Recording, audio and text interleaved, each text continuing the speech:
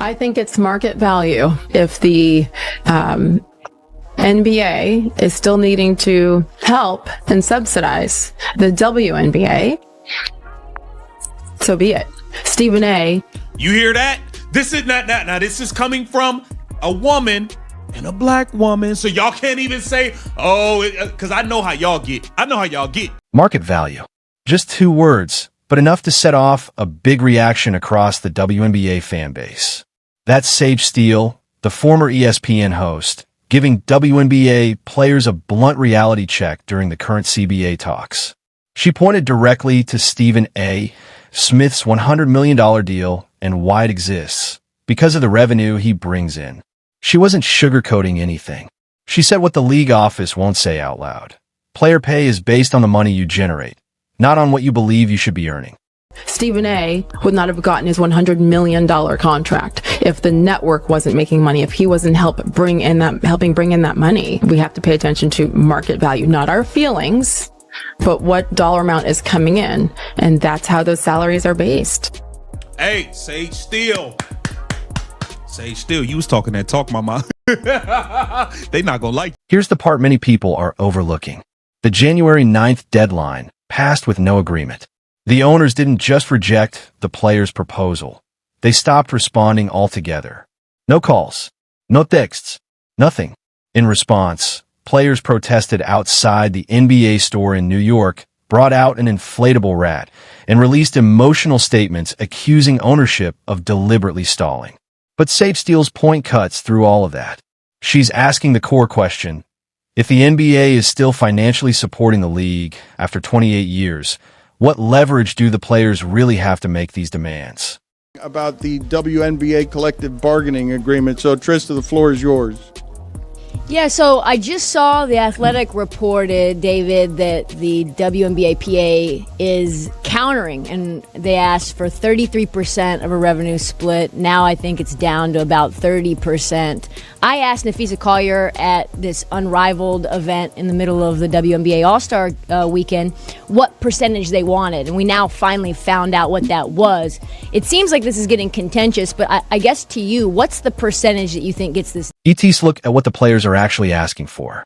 According to The Athletic, WNBA players first pushed for 33% of league revenue and later lowered that to about 30%. For comparison, NBA players receive 50% of basketball-related income. On the surface, that sounds fair. The issue is the business model. The NBA can do this because it makes money. The WNBA, however, has lost money for decades. Former Marlins president David Sampson explained it plainly on his show. He said the NBA and Adam Silver won't tie salaries to revenue yet because they first have to cover decades of financial losses. Not years, decades. Involved if they want him to. But here's the surprise. He's been involved from the beginning. What he was saying is, will I go to the actual table? You don't need the commissioner of the NBA to be at this table at any time. But what they've done is they've extended the deadline first by 30 days, 40 days. So it's been a total of 70 days, which all you're doing is delaying a work stoppage. You want to get to that work stoppage because that's a legal term of art. You want to get to some sort of lockout or strike so then it can go to the next stage of these negotiations. But the biggest misunderstanding here is that the players in the WNBA... This is where things get tricky. The league's latest offer includes raising the minimum salary, potentially as high as $1 million. That's a huge jump from the current $75,000 floor.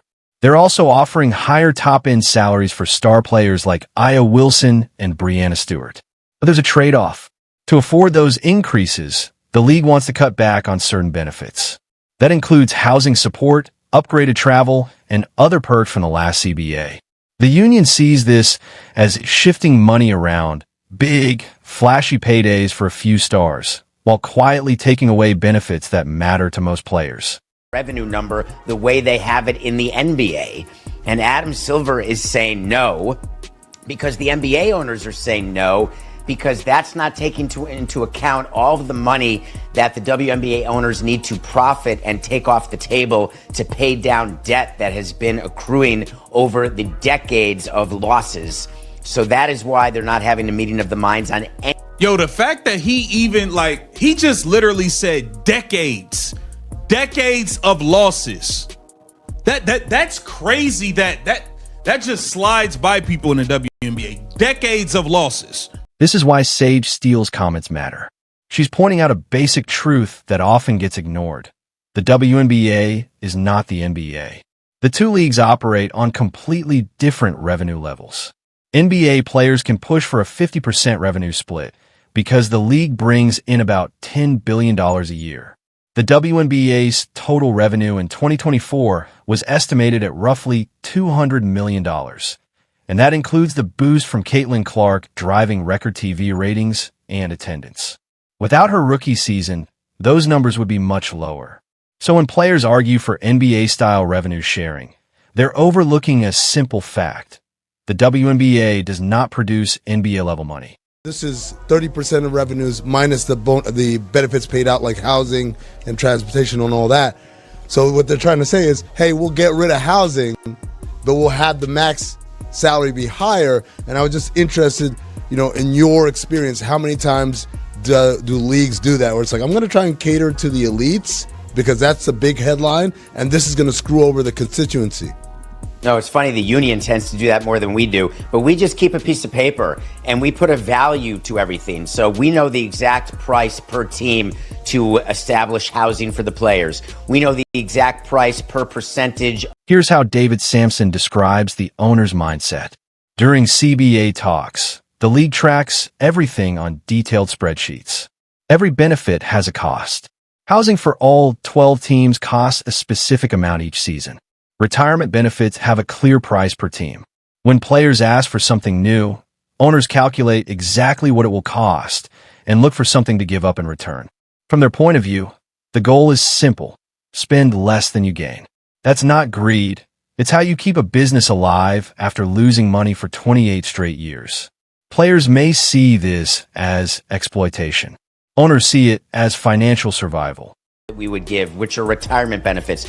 We know what it means for every team's payroll if the minimum is 250 grand instead of 150 grand. So we're just trading off a column during CBA negotiations, where if we give this, we want that back. And what the owners always say is that they want to come out ahead on their columns. They want to get more than they give. So that's why there's no specific landing point to any issue during a negotiation, because all the issues are intertwined and you tend to settle everything at the end. And that's when an agreement comes. But until that point, you've actually agreed to nothing.